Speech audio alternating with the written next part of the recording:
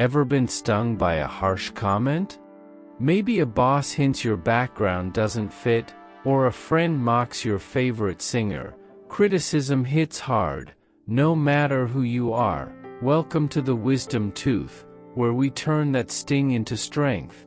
We'll explore 7 types of criticism: constructive that helps, destructive that hurts, nitpicking that annoys, bullying that shames, self-criticism that haunts, implicit that hides, and identity criticism, attacking the beliefs, bonds, and identities that shape us, like our faiths, fandoms, nations, and races.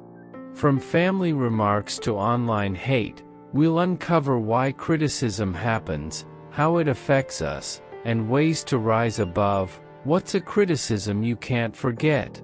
Let's decode it together. Criticism can guide or wound, and it starts with one that aims to help. Constructive criticism, like a teacher saying, "Add evidence to your essay," is designed to improve your skills or work. It comes from care, expertise, or a desire to see you succeed, like a coach refining your technique.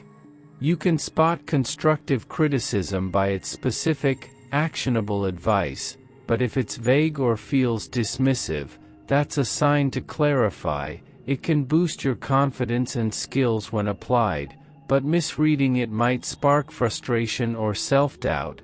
Ask for detailed feedback to prevent confusion. To handle it, journal the advice, apply what works, and seek a mentor's guidance to grow. Picture your professor suggesting stronger transitions in your paper. It feels sharp, but they want you to excel. Revise your draft to improve.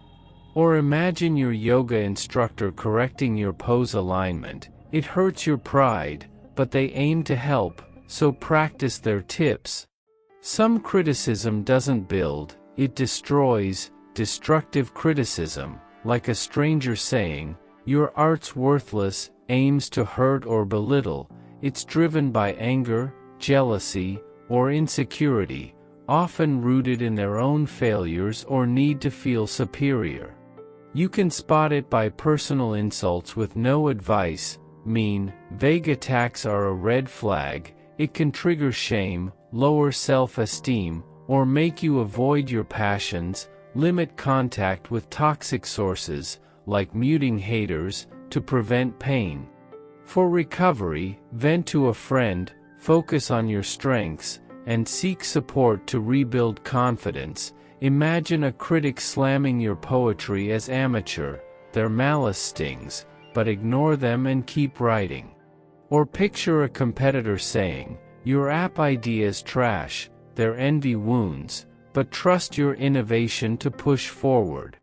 Some criticism isn't cruel but just pointless. Nitpicking, like fussing over your email's phrasing, wastes energy and serves no purpose. It stems from boredom, perfectionism, or a need to feel superior, often masking their insecurities or idle habits.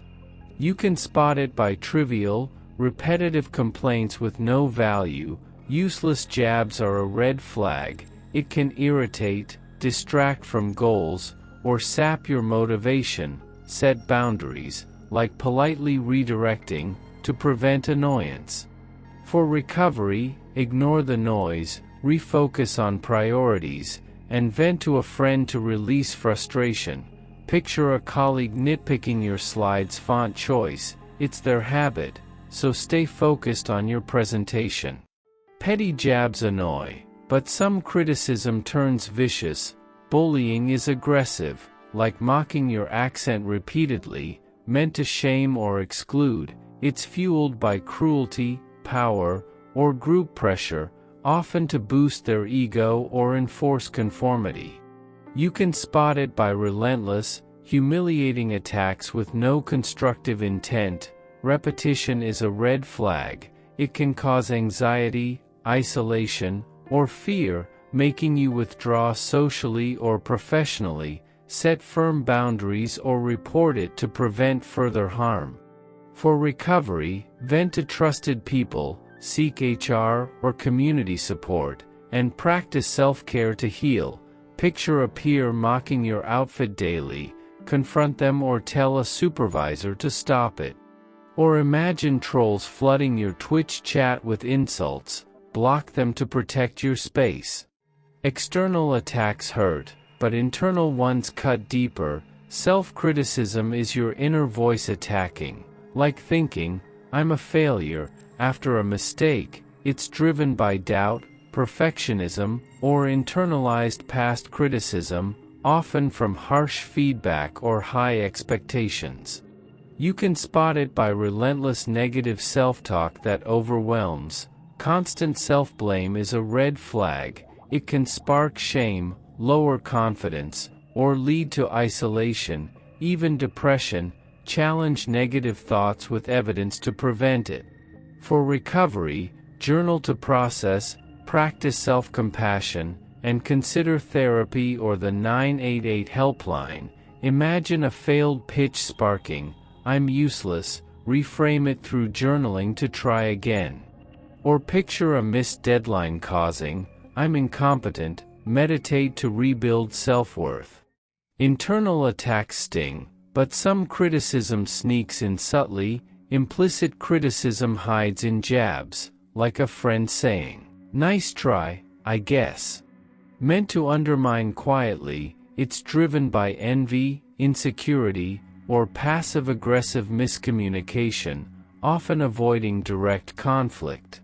You can spot it by backhanded compliments or vague remarks that leave you doubting. Sneaky tones are a red flag. It can cause confusion, self-doubt, or strained relationships. Clarify their intent, like asking, "What do you mean?"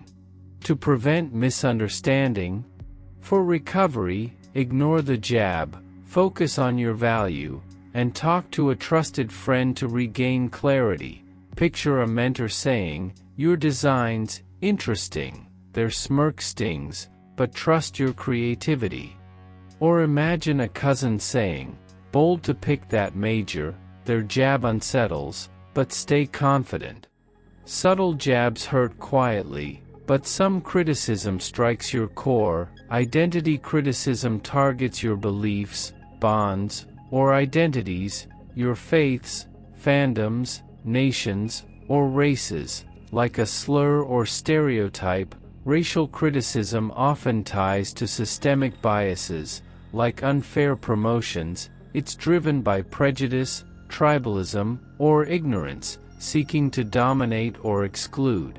You can spot it by attacks on your core identity. Slurs or stereotypes are red flags. It can cause deep shame, anger, or alienation, shaking your sense of self. Limit toxic exposure, like avoiding hateful spaces, to prevent harm. For recovery, seek cultural or faith-based communities, report systemic issues, and try therapy or the 988 helpline. Picture your boss implying your race lacks leadership, document it and contact HR to fight back. Or imagine trolls trashing your idol celebrity or player as overrated. Join a fan group to stay proud. Have you faced attacks on your race or fandoms? How did they make you feel?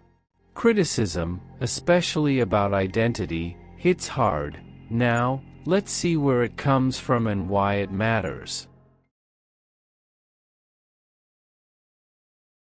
Criticism comes from family, bosses, peers, strangers, and influencers, and their role shapes its weight. A source's position, like a boss's authority, can make criticism feel heavy or lead you to misjudge their intent. Let's explore each source, their intentions, and how to deal with them. Family criticism feels personal because their words carry emotional weight.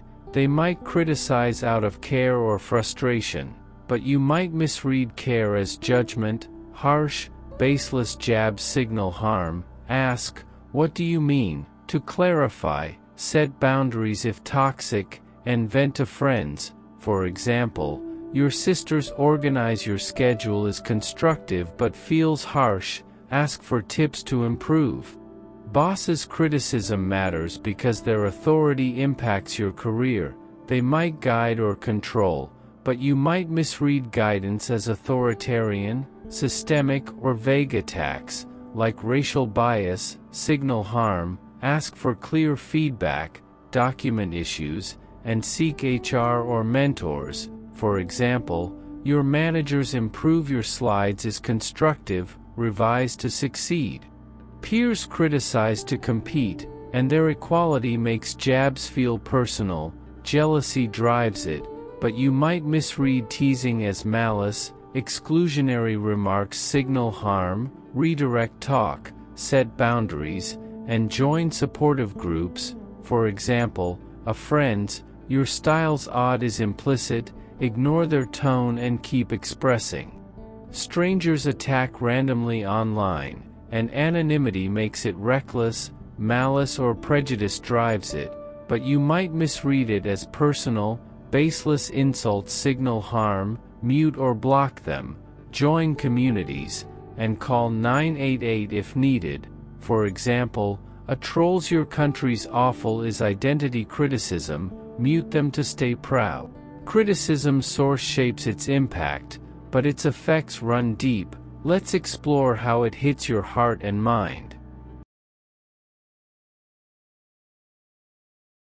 Criticism causes emotional pain, mental stress, and changed actions. Identity criticism, like racial attacks, hurts most.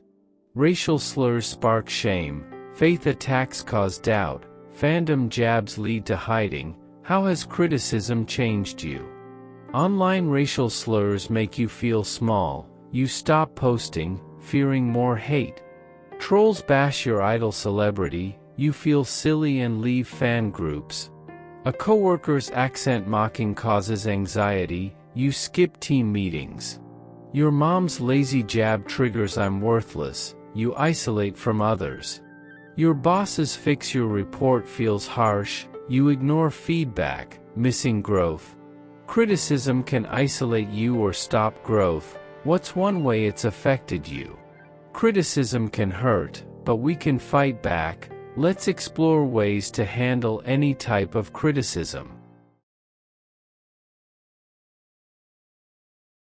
Any criticism, constructive, destructive, or identity-based, can be managed with these tools. Prevention stops the sting, recovery, 70% focus, heals the hurt. Let's dive in. First of all, prevention, set boundaries early. Ask for clear feedback, mute toxic voices, or limit exposure to harsh comments. This works for bosses, trolls, or self-doubt. Second, recovery, take a deep breath to calm down, journal to process feelings, like shame from a racial jab or doubt from a coworker's nitpicking. Number 3, focus on your strengths. If a troll's slur or boss's critique hits, remind yourself of your skills or value. This rebuilds confidence. 4. Seek support. Join communities, cultural, faith-based, or fandoms, to counter attacks. Friends or mentors help you stay grounded. 5. Try therapy or helplines like 988 for lasting recovery. They help with pain from bullying, self-criticism, or racial bias. 6. Report the issue. For identity criticism, like racial or faith attacks, add advocacy, report workplace bias, join cultural groups, or share your story to heal. Comment, what's one way you've handled criticism? These tools turn criticism into growth. Now, let's see how it shapes lives, from icons to everyday people. Criticism is everywhere. Beyoncé faces racial hate, Mandela endured attacks, yet they grew. Marcus Aurelius said, "You have power over your mind, not outside events." Criticism tests us, but it's a chance to grow. Reframe it as feedback to find strength. How will you face it? Criticism is part of life, but we control how it shapes us. Let's wrap up with ways to turn pain into power. We've explored 7 types of criticism, from helpful tips to attacks on your race or faith. You've learned why they happen, how they hurt, and how to fight back. As Rumi said, the wound is where the light enters you. Use boundaries, support, and self-kindness to turn criticism into strength. What's one step you'll take to handle criticism? Comment below, and don't forget to subscribe and share it with friends or family you care for.